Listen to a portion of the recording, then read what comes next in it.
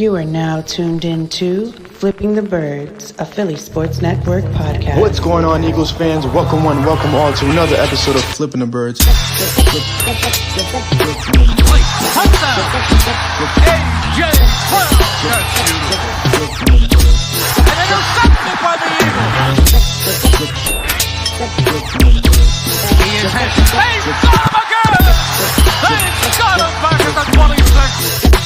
He's into the end zone. Touchdown, Eagles. What's going on, Eagles fans? Welcome one, welcome all to another episode of Flipping the Birds. I'm Brian Cameron, alongside, damn it, Corey Naito, David Neese, Mike Greger. How you guys feeling today? Doing well, man. Doing well. You got the hardest part of the job in the show down with the last name. So last name. Why do they exist? Oh man. Well, listen, we're coming off a wintry Sunday, a beautiful Sunday, nonetheless. How are you guys feeling at this very moment with all that's been accomplished, season up to date, especially after Sunday? I feel good. I mean, what's there not to like? You're in the NFC Championship game for the second time in 3 seasons. It's home. I don't think a lot of people thought going into the playoffs that the Eagles would be even in this position. So I guess kudos to Washington for allowing the Eagles to play in front of their home faithful for yet one more time this year. We're going to talk about the game, but I was there. Brian, you were there. It was electric. The snow, I think, just intensified the crowd, and it was just an amazing atmosphere. I mean, you're an Eagles fan. I don't know what you're complaining about here coming into this week. I concur with all of that. Yeah, I expected them to be here. Anything less than this was going to be a disappointment, in my opinion. So I expected them to be here. I feel good about the team. I feel good about the direction they're in. 2 NFC East teams going to battle for a chance to play in the Super Bowl. All 3 of the teams from the NFC North that all of the main pundits thought was the best division, they didn't even get a win. I believe Sirianni's 10-0 against those 3 coaches, something like that. I mean, it's incredible. So I feel great about it. I am ready to get to a Super Bowl for the second time in 3 years.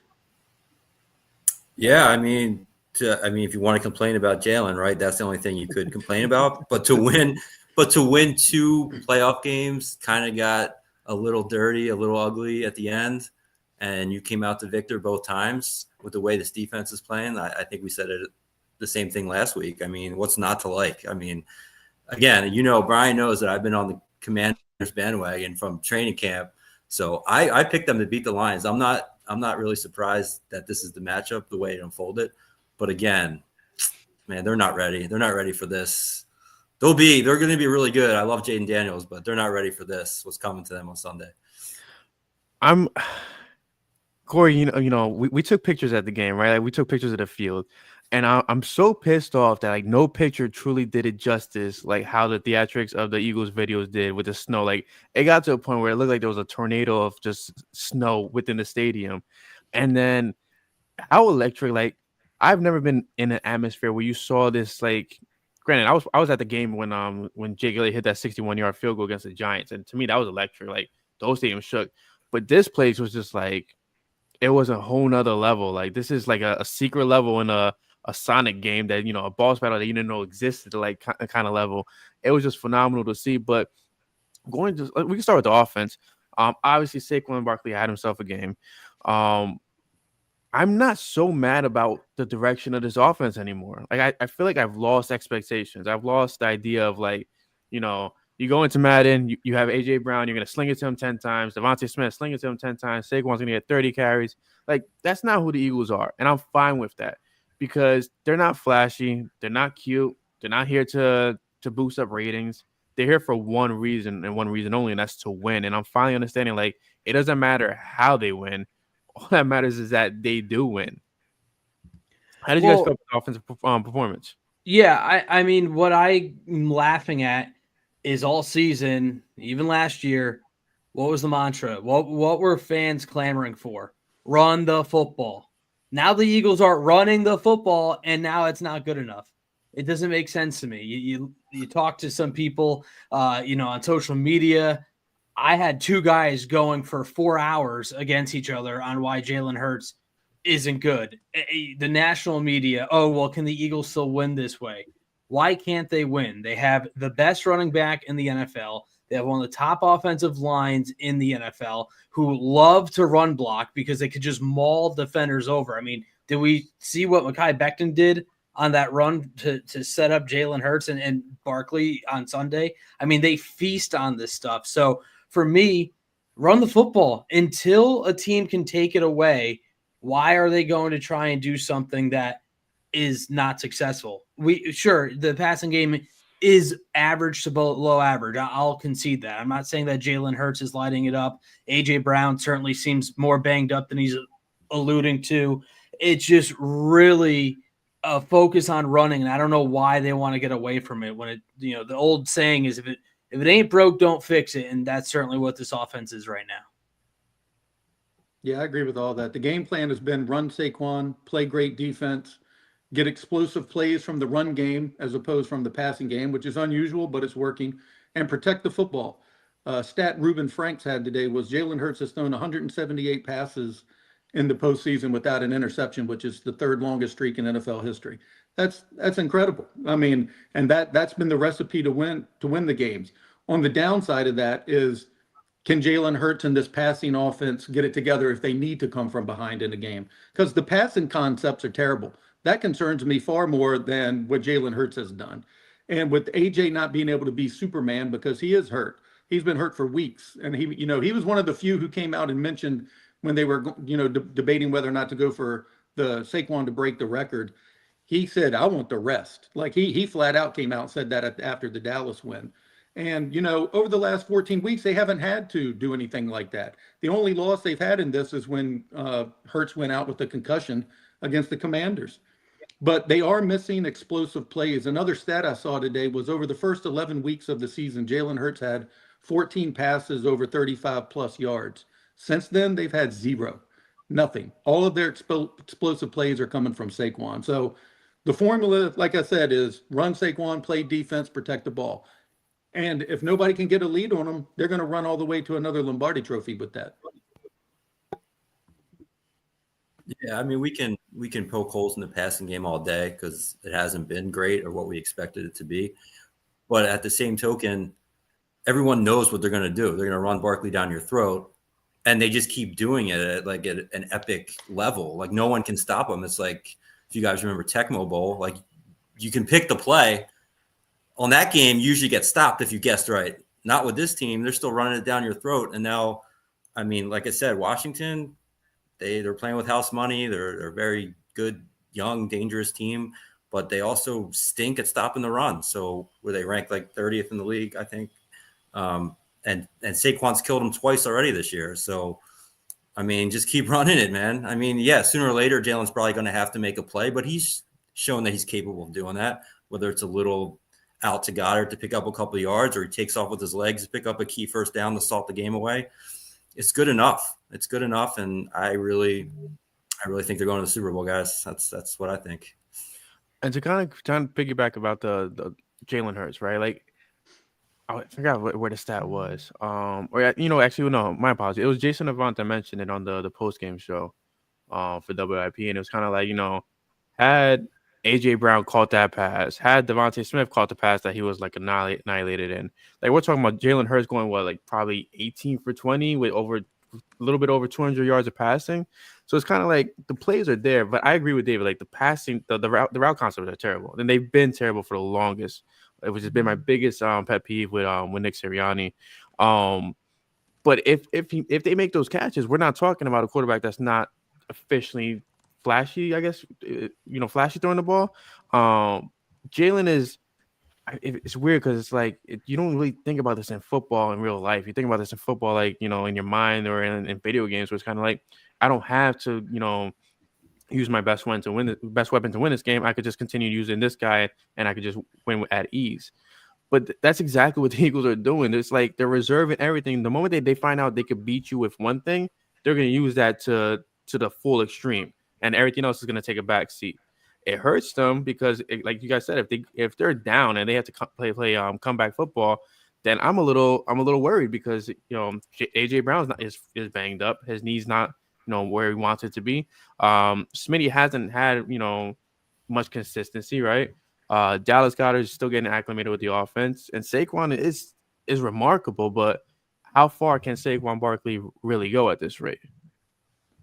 I think you make a good point there, but this defense has shown that they probably won't put this offense in a position where they have to play catch up by a wide margin. I think that's one of the biggest reasons why they've been so successful. And to kind of go back to the offense, I think a lot of people are confusing. I had a buddy text me today saying, why is all Philly media and every reporter just think that Hurts is this amazing quarterback? And I'm not saying he's amazing this year. He's not better than Mahomes or Allen this year. But look at what Mahomes and Allen did to win this past weekend. Jalen Hurts had more total yards in a blizzard than Josh Allen and Patrick Mahomes, and they still got the win. So to me, you're not winning January football games airing it out. I wrote about this week for PSN. Look at all the quarterbacks who are ranked higher than Jalen Hurts.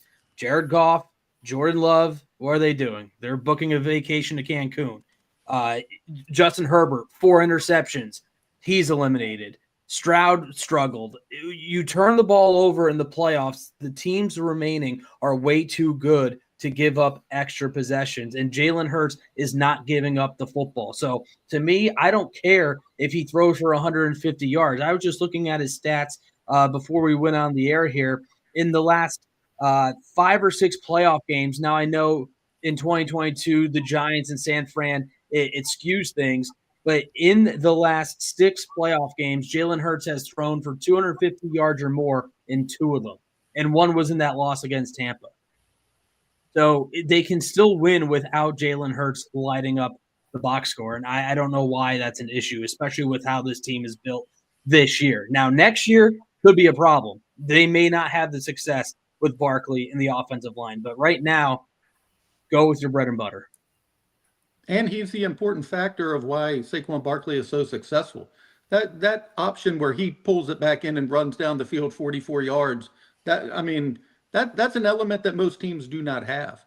But to what Corey was saying about the possessions and securing the ball, of the 4 remaining teams in the playoffs here, all 4 quarterbacks have one thing in common. None of them have turned the ball over. And that isn't a coincidence that all 4 of those teams are the 4 that remain. And secondly, the 4 teams that remain lead the league in 4th down conversions. And that is a game changer because all 4 of these teams can play 4 downs to move the chains instead of 3. They all trust that they can pick up a yard or 2 on 4th down, and they continually do it. And that's why these 4 teams are the 4 that are remaining.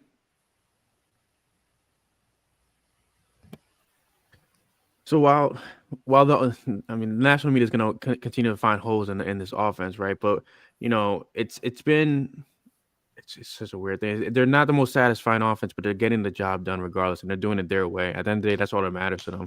I mean, when you talk to the guys in the locker room, there's truly nothing. Only thing they care about is winning, which is the most mind blowing thing. They don't care about the stats anymore. They don't care about the targets. They want to get to the ultimate goal, and that's winning a Lombardi for Philly. Defensively, though, those boys are flashy. I mean, Jalen Carter, and this is his 2nd year, if I'm not mistaken, right?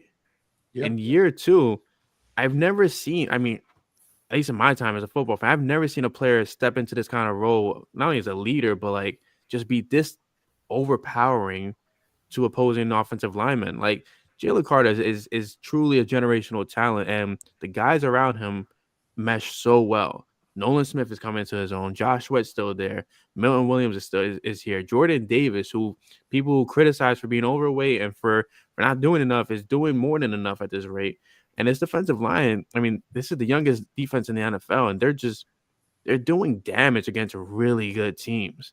And I feel like that's such an overlooked item of this team when people are speaking of the Commanders, like Jaden Daniels, doing what he's doing, which I won't take anything away from him. The kid is a stud. But let's talk about, 2 years down the road, 3 years down the road before we start crowning him a top 5 quarterback. But this defense, to start the season, I was not I was on the fence of this defense. I said that they're not going to be a great defense. The offense will have to overcompensate. How impressed are you by this defense from year to date till now?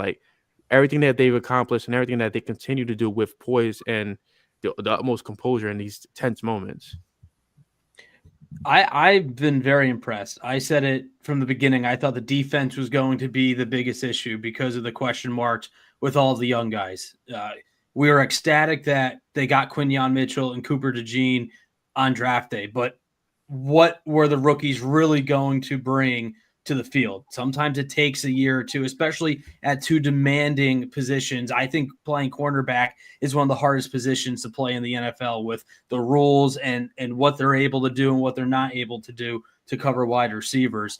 Jalen Carter, I watched his punch out of that ball against Kyron Williams probably 25 times yesterday. I mean, I could not believe it. Like seeing it live, I originally thought Williams just dropped it until I saw it in-house and on Twitter that Jalen Carter just punched it right out, textbook, and then Rodgers was there. And how about Isaiah Rodgers stepping up in a big way for Quinyon Mitchell? I'm not sure if we're going to get to some of the backups that played a pretty big role in that win against the Rams on Sunday, but Rodgers held his own. But yeah, this defense, Vic Fangio, he's an older-minded coach. Everybody was wondering, well, it didn't work in Miami. Their defense, kind of fell apart. They didn't want to listen to him anymore.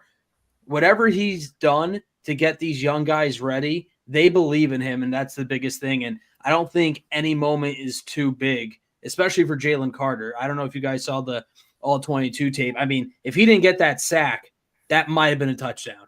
So what's so impressive about the defense is they have playmakers at each level where if somebody slips, if somebody messes up a coverage, you've got guys like Jalen Carter that can clean up and kind of mask some of those mistakes, which is huge.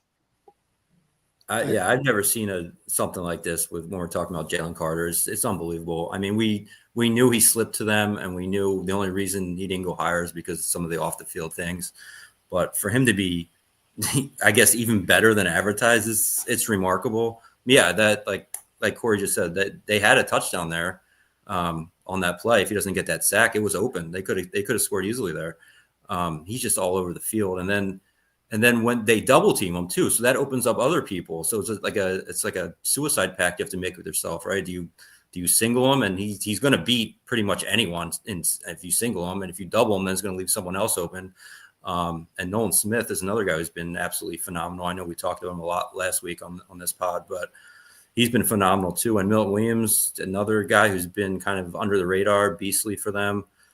The defense is incredible. I figured they'd be better with Fangio, but I can't say I predicted that it would look like this.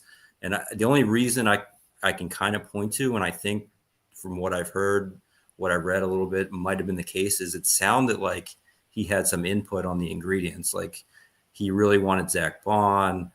He wanted Jalix Hunt, right? So I think they let him have some carte blanche on the drafting and the free agency and really got his input on those things. And man, it's paying off because they have really bought into this scheme and it looks amazing. And luckily, I think he's an older guy and he's been a head coach, so I don't think he wants to try that again. So I think we're going to have him here as long as he wants to be here.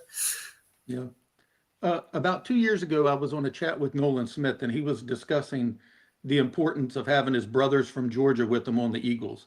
He mentioned the brotherhood and familiarity with one another and how it would help them transition to the NFL. And I'm going to paraphrase, but what was discussed was about how well Nakobe saw the field, knows the game, and directed them up front when they were playing Jordan, Jalen, and Nolan, how he could yell out a phrase like Clemson.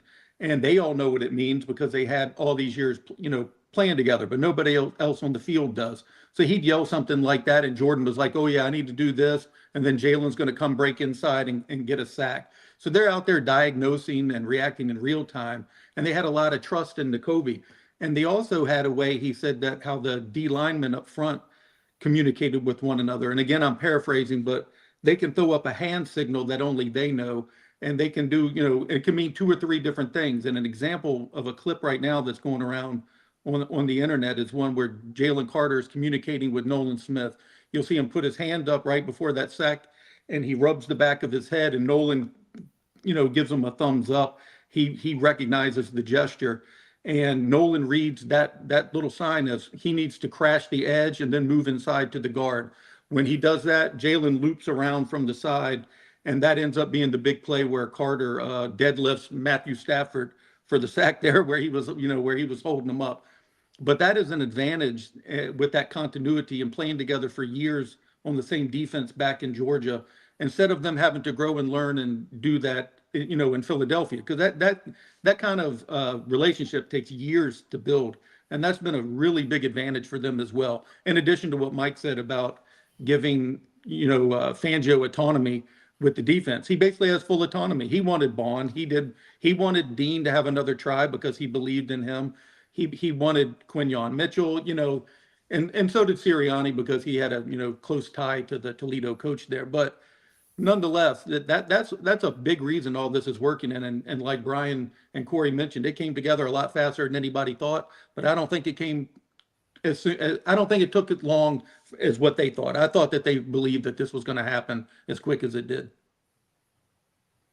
Yeah, it's definitely a sight for sore eyes because I may have been a lot younger when the last time the Eagles had a really, really good defense.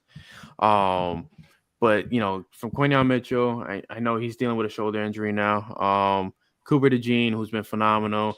You have guys like Corey mentioned, Isaiah Rodgers stepping in. At one point, even Keelan Ringo was on the field, and it's like no matter who enters this game, even Oren Burks, like we could call him. I mean, he's taking the role of Nakobe Dean, and he's done a phenomenal job. Not to the impact level of Dean, right? But he's getting to the ball. He has an eye for the ball, and he's getting to where he needs to get to. Every level of this defense is complete, and it's such a weird thing to just talk about because we went through the Jim Schwartz era, right?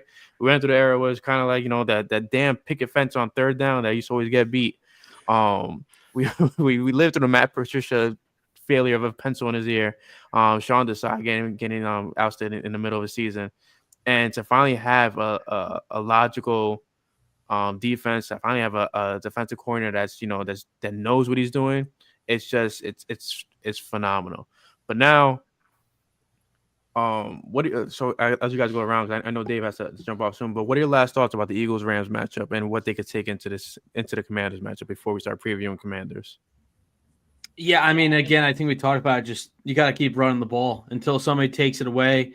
And Mike mentioned Washington's dead last in rushing yards allowed, I believe. They gave up over 200 yards rushing to Detroit, over 500 total yards. And, yeah, Detroit's offense is clicking a lot better than the Eagles right now offensively, but they're still porous. And that's what's been their issue all season, that they call them the cardiac commanders because their defense is giving up late touchdowns or a lot of points, and Jaden Daniels has to resurrect them. And kudos to the young kid who's probably going to win Offensive Rookie of the Year. He's been phenomenal, but I don't know if he's going to do that again against this Eagles defense. The first game at home, it was a tough game. Eagles started to pull away. They clamped down on McLaurin. Daniels didn't look that good. He was also coming off of a bit of a rib injury. We know what happened in Washington with Jalen getting concussed, CJ getting knocked out, Devontae Smith dropping a pass that probably would have sealed the game if he's able to hold on to it. So, and the Eagles only lost by 3 in that game, with all that being said. So I think they just got to be confident. They've got the home crowd. Zach Bond said post-game that he had the green dot, and there was times where he barely could hear the play call coming in to his helmet. So it was funny. The fans were actually mad that it wasn't snowing to start the game. When I was walking in the lots, they're like, "Oh, I thought it was supposed to be snowing." I was curious about that. and then once it snowed, it was just an amazing atmosphere. And now that you have a passionate fan base who's getting a bonus home game for the trip to the Super Bowl, you're telling me that Lincoln Financial Stadium is not going to be rocking and it's going to be loud again? I think they're perfectly fine, and they're going to be fine against Washington. Yeah, it's a team averaging 25, 28 points a game. And we're just sitting here talking about how their passing game has basically done nothing. And they're still putting up just 25, 28 points every single game. It's unbelievable. But one point about the Commander game is their inside guard, Cosme, is that how you say it? He's out. And that is going to be a huge problem for them, trying to contain the interior defensive line of the Eagles moving forward. But I will watch the rest of it later, guys. Thank you all for the time. Good seeing you guys again, man. Thank you, David. Have a good night. See you, David. Enjoy, Take man. care. See you. Yeah, just to put a bow on the Rams from my end, I think something that stood out to me was just kind of some of the resilience. I know that's kind of corny to say, but just like little things like, Rodgers got kind of bullied for that one, looked like he had interception. And I thought he had it. I shouldn't Thought have he been, had but it. I was kind of cheering that on in the press box for a second. I was like, oh, he got it. So they lose that, Slay dropped one, not an easy one, but it was in his hands. He could have had it. DeJean, Yes. drops a kick. Well, he dropped Jumps right interception on as well. it. They get the ball, keep the ball. Just little things like that. That's what championship teams do, right? So when you're seeing those little things, like I'm watching the Ravens-Bills game and they're doing everything the opposite. Like the Ravens should have won that game, in my opinion, but they didn't want to win it. They just were like, we're going to drop all these balls. We're going to fumble it. We're going to throw interceptions. Cold. I want to go home. Yeah, I feel for Andrews, man. That was a rough fourth quarter for him. I know Lamar made some mistakes, but that wasn't all on him this time. They can share that blame on that one. So one thing. So I guess we'll talk Commanders and Eagles now. Jaden Daniels, Jalen Hurts, Saquon.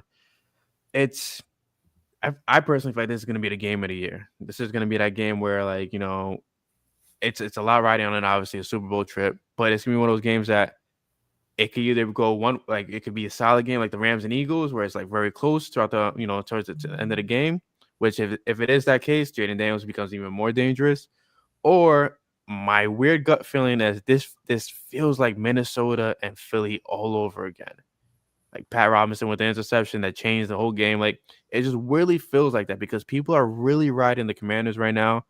I think they're gonna be a bigger threat than Minnesota ever was. But what are your thoughts going into this game when thinking about the Commanders facing the Eagles? I don't think it's going to be a blowout. I know the books in Vegas has it at -6.5, which would indicate that the books know something where they don't think this is going to be a close game when it's all said and done. You're playing a division rival, and it's tough to beat them twice in a year. They're playing a third time. So one of these teams will beat them twice to go to the biggest game of the season. So for me, I'm not overlooking these Commanders. I think what scares me the most is they are playing with house money. They are last year's Green Bay Packers. They have zero pressure on them because they are not even supposed to be in this game. So for me, the pendulum swings over to the Eagles.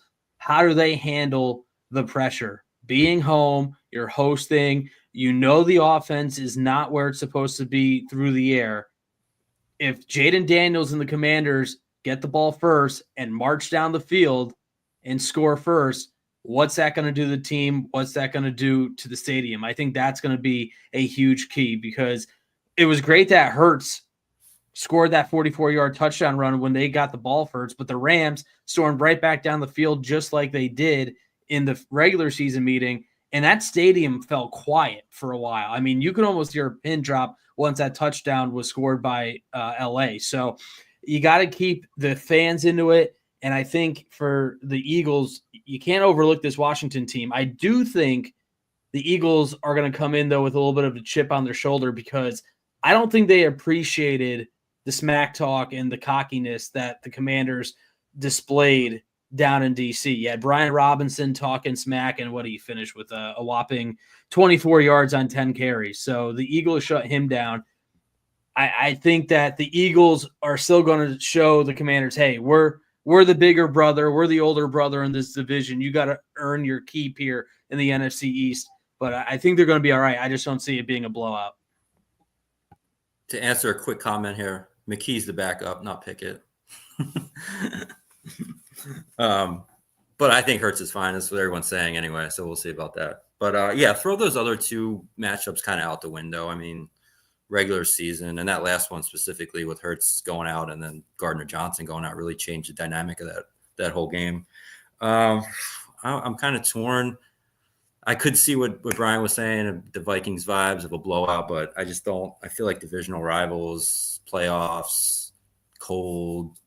They do have a lot of momentum coming in, and this team has just been playing close games the past couple of weeks anyway. So I feel like it's going to be a close one, but I'm pretty confident that they're going to cover and come out here on top. I I will say I think there's a little bit of gamesmanship going on with the Eagles and Jaden Daniels. You hear Slay call him the greatest rookie quarterback in NFL history on his podcast earlier today. And then Fangio said he's one of the best, or he said, I forget the exact quote, but he said he's playing at a phenomenal level or something as for a rookie. And then the follow-up question was like, is he the best rookie quarterback you've ever seen? And Fangio was like, probably. So I don't know if that's like they're just throwing it out there to kind of get him out. Jedi mind tricks. His head in the clouds a little bit because he is playing phenomenal football, but a lot of that's against the blitz. And like his QB rating is like 105.5 against the blitz. And I don't see the Eagles doing a lot of that against him because why would you, especially when you see those stats. But I think it's going to be a fun game, and I hope it snows again. No more snow. I'm all right. I think I'm all right. That was a one-time deal. It took me 2 hours to get home that night. No, a little bit more than 2 hours. And I toured parts of New Jersey I never knew existed. Nice parts, but I never knew existed. And it's funny you brought up the blitz, right? So looking at Jaden Daniels' last two games against Philly. I mean, it's only 2 games against Philly, to be honest. The Eagles succeeded when they pressured him. And when they blitzed him, they also succeeded as well. I mean, they forced turnovers out of him, which is, I'm curious, like, what is it that Philly brings differently that other teams are not? Because when you see other teams like the Lions, they brought the pressure, but Daniels is able to do his own thing. But Philadelphia has 3 turnovers on him when they've played him. I think you have to pick and choose. I almost kind of go with Mike's notion there, where I don't think we're going to see a whole lot of blitzing because we saw it against Detroit. He'll just break right out of the pocket and scramble for 25 yards. And that's demoralizing, especially if you got some of your big guys just going all out, full 100 speed, and then now they're winded because they just try to catch a quarterback that they have no business catching. So I wouldn't be surprised if it's a lot of man, some in zone, and then basically they're going to say, okay, we're going to rely on Jaden to read our defense and have their wideouts beat their corners. Hopefully Mitchell is back, but Mitchell has shut down Terry McLaurin for the most part. I mean, that first game, he didn't really do anything. I know the second game, he was able to go off for a little bit, a touchdown, 5 for 60. I don't recall how much was against Quinyon, but if I'm not mistaken, Mitchell still had a solid game. I think that was actually the first touchdown he might have given up on the season or around there. So I think the corners are going to be fine. I think it's, do you let the rookie deal with the crowd, the noise, the energy, and this front defensive line generating 4, maybe 5-man pressure and see if he can consistently move the ball down the field. He's got great vision. He's not going to turn the ball over. We talked about it. All 4 quarterbacks remaining have yet to turn the ball over in the playoffs. So the Eagles have had some success forcing him to throw some interceptions. We'll see how it pans out on Sunday.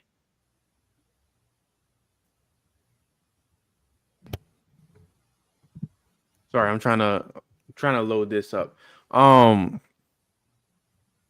can I say? What was I going to say? My apologies. Call me off guard. What's it called? So I'm looking at the chat right now. There's a Fox says Saquon didn't put up as many yards after Hurts got concussed in the last Commanders game. With this knee injury, do you guys feel like this knee issue takes away the RPO? Because Jalen finished the game and they continue to do everything that they were doing throughout the game. I didn't see much of a limp on the field when he was playing, but the moment that the game ended, you saw him going to the locker room pretty hobbled up. Do you guys feel like this is going to be an issue going to the game, or one of those things where it's kind of like Jalen's going to make it look like nothing's wrong and they were going to be able to pull off this RPO? Because it seems like Saquon's bread and butter is the moment that the defense believes that Jalen Hurts is a threat to run. Mike, you want to take it? Yeah, I mean, I know Hurts loves to play through the pain and not complain and just go out there and do his thing. But I got to think that if it was something really serious, that everyone would get together and be like, if you're not going to be able to run these RPOs and do what makes us a dangerous offense, then I'd have to think that they would make him step aside. I could be wrong, but that I don't believe that they would change their whole offense or ruin their chances at a playoff win if he wasn't going to be able to do the things that makes him so dangerous. So I'm not too concerned about that. The the safety he took last game against the Rams, I thought that plays where he really looked like he was hobbled. And then Kellen Moore jumped on the sword today when in his press conference saying that he didn't make the right play call and that's on him and blah, blah, blah. So yeah, I'm not going to over worry about that. I think Jalen's going to be fine. And Barkley's owned the Washington team, even going back to his Giants days. Like, he's averaging 137 scrimmage yards. It's like the second highest total by any player against any one team in NFL history. Good Lord. So I think you got to get up early and just grind this ball. And like what happened last game doesn't really matter. That's a lot was going on there. They were probably Eagles were on route to blow them out the last game. They were, yeah. I mean, that game looked like it was over. They gave up that fluky touchdown to McLaurin, and then CJ gets hurt. I mean, they were still up 24-14 when Gardner Johnson went out. So they still had it double digits. Yeah, I think they're going to be fine, guys. I did this last week, but guess what? They won. Now, it was dangerous at the end, but they did pull it out.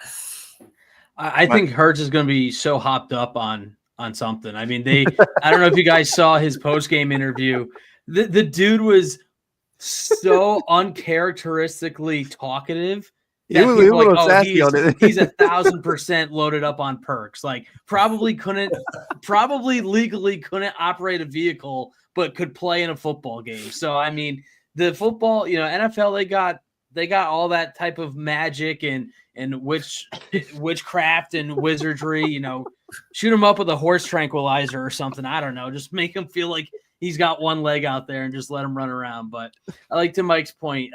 He's going to play. I know they asked Nick Sirianni today on WIP, and he's not going to give you any information, but there's no way Hurts isn't at least going to play. Is he going to be limited? We'll see. I think if he's wearing a brace, that slows him down. If he's wearing a brace, I don't know how anybody can expect him to be at full strength or full speed. But if he's not, then, hey, he might just tough it out. And I like that about him. Again, we talked about, hey, I don't need a flashy quarterback to win a game. Not too long ago, a couple, 10, 20 years ago, this is how teams won football games. Good defense and running the football. The game got away from that. It's obviously more exciting when you're watching Joe Burrow and Josh Allen throw for 350 and 4 touchdowns each, but that's not what this Eagles team is about this year.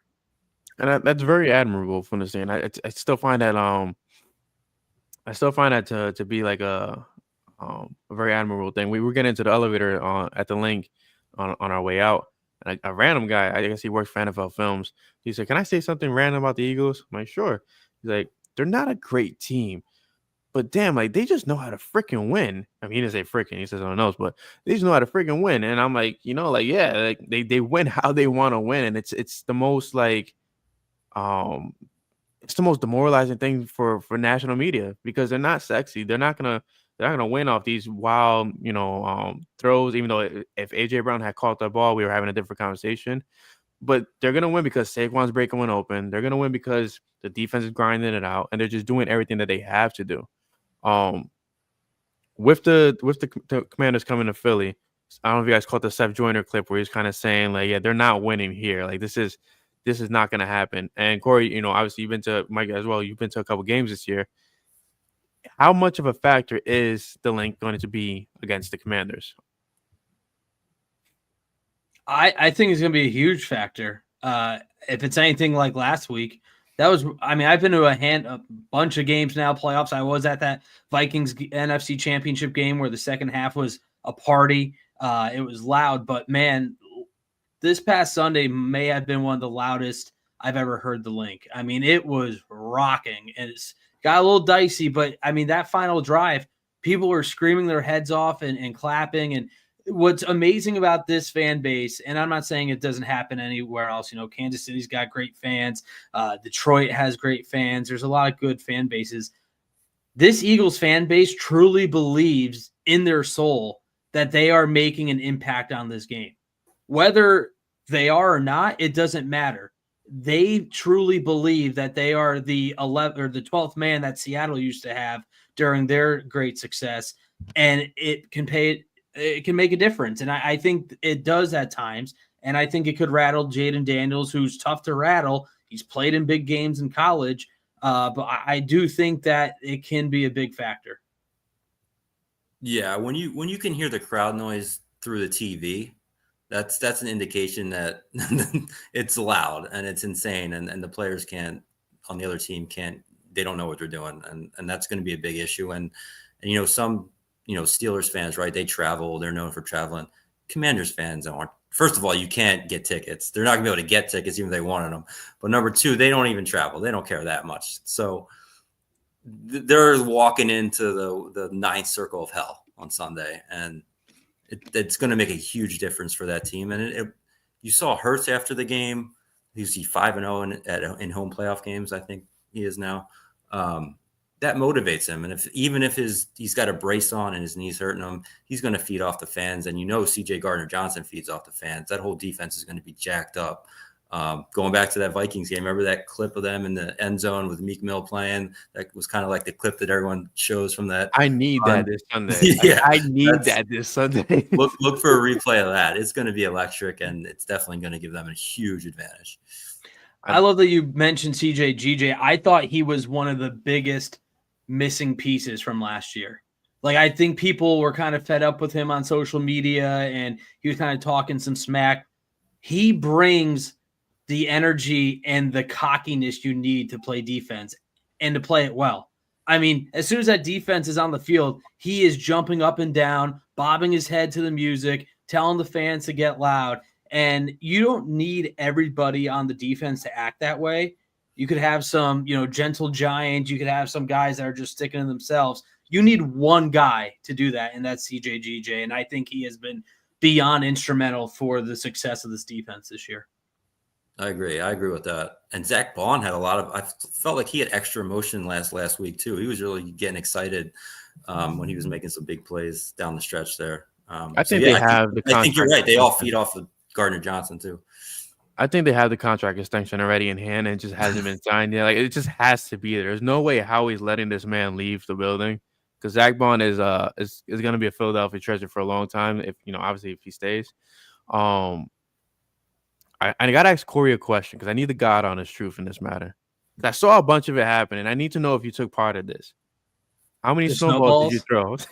Nah, I was on the other end. So where my wife and father-in-law seats we're on the 30-yard line on the Eagles sideline, but on the opposite end of where the teams go. So, I used to have a decent cannon back in the day, but I can't make that throw. So I was trying to watch the game, and it was like pinball all over again. You just see random snowballs just flying up, and I'm just like, wow, this is definitely Philly. But it was a phenomenal game, phenomenal effort, and I'm looking forward to Sunday. I think there's only one thing left to do, gentlemen.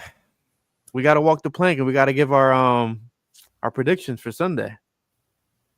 Who wants to go first? I'll take a stab at it. I want to pose a question too, but maybe we'll do it after, just because for those who believe in jinxes. So I don't want to put it out there right now, but it's an interesting question, I think. Okay. But for the score prediction, I'm gonna go 28-20 Philly. I don't think they're gonna put up 30. I think they're going to try and limit the possessions for Daniels, depending on how Hurts is. Hopefully he's closer to 100% than not, and it's not an MCL sprain. Ray Didinger said yesterday he thinks that's what it is, which is kind of crazy for Diddy to kind of come out and say it like that, but he's worried a little bit. But, I'm going to go 28-20 Birds. All right, I was thinking about this. I don't know. You're a deep thought, man. There's too many. I feel I wanted to go like 31-17 or something crazy, but I feel like there are too many variables. No, you know what? Screw it. I'll go 31-17. Let's do it. There you go. Hurts is 100%. He's going to air it out. AJ's going to return. His knee's going to magically heal, and it's never going to be in question. All right, done. So the first matchup in Week 11. Eagles beat the Commanders 26-18. That's when the Commanders were starting to get real red hot. Week 16, it took 36 points for the Commanders to beat the Eagles by 3 points, and that's without Jalen Hurts playing nearly, 3 quarters? Yep, and a last-second touchdown. I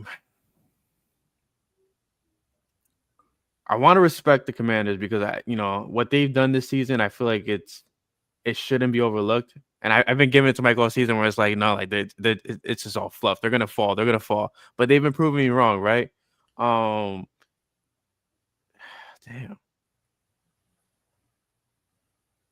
You know what? Yeah, I'll go 33-20. 33-20 Birds. I'm giving it to Philly, and I think Mike hit the nail on the head where it's I feel like this is a Jalen Hurts, AJ Brown moment where it's like, you wanted like your guys to be prepared for this physically and mentally. And I feel like I hate the narrative that Hurts is a terrible pocket passer because he's actually a pretty damn good pocket quarterback. I do understand that he, what he needs to learn is to throw the ball away as opposed to holding and taking these sacks, which is a flaw. It happens, right? It's part of the game. But Hurts, when he's on. And I think it was Corey that mentioned it, like the cockiness of the Commanders, like, after the last one. It's all, listen, the Eagles are very well aware of what the hell goes on out there with narratives, with, anything that's being said. They're very, very well aware. The team is very in sync with that.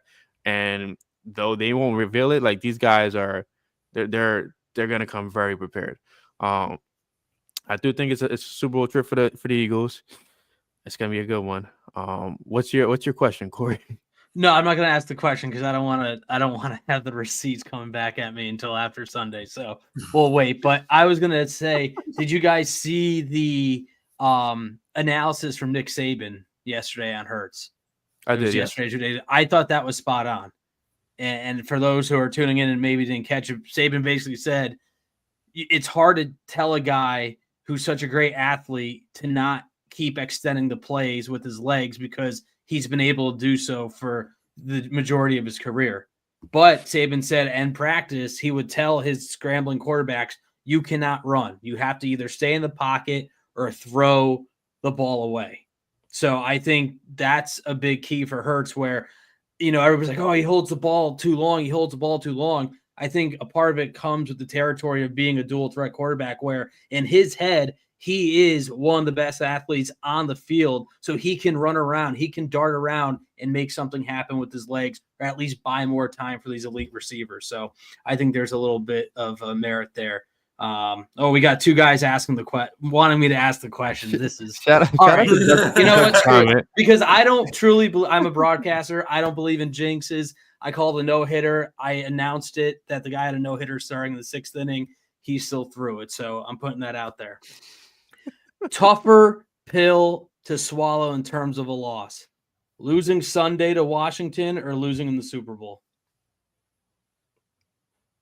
Tougher pill to swallow? Yeah. What would be the tougher loss to handle? Losing to Washington. I don't want to deal with that nonsense. I don't care. Like, I don't want to deal with that shit all off season. I don't want to hear that.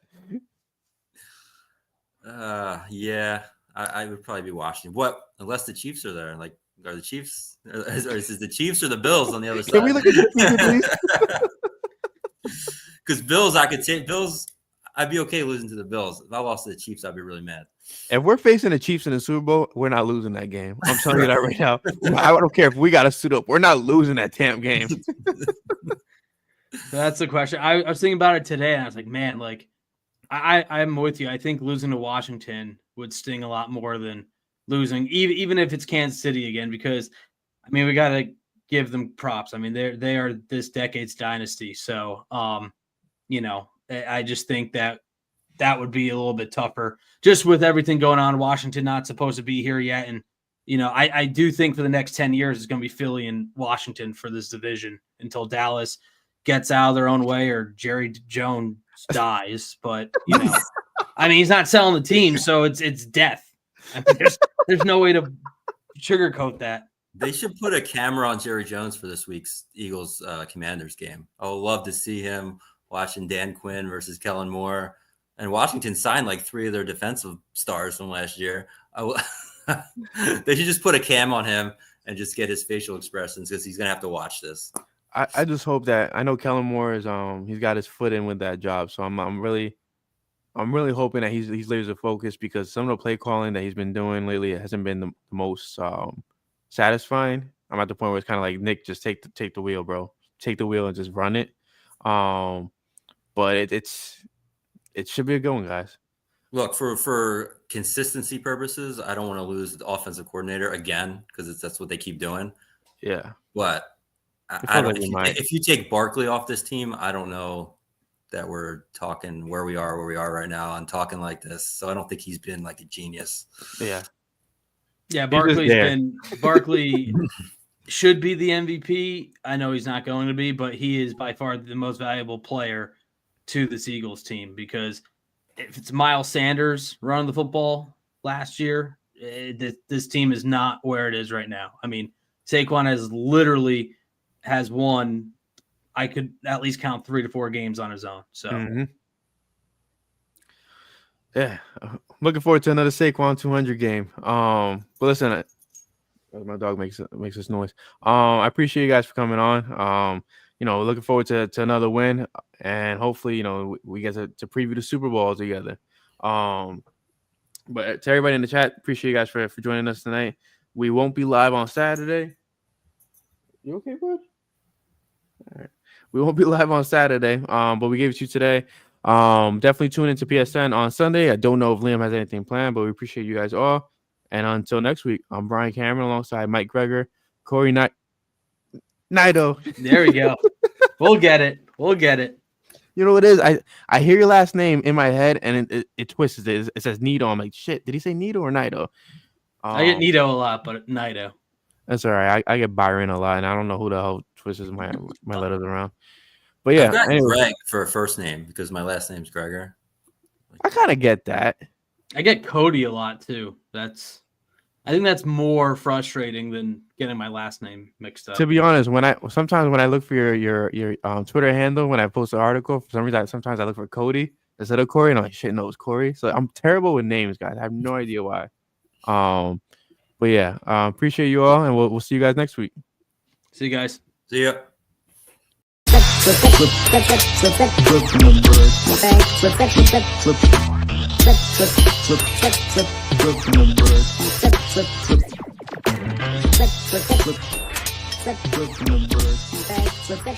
Flip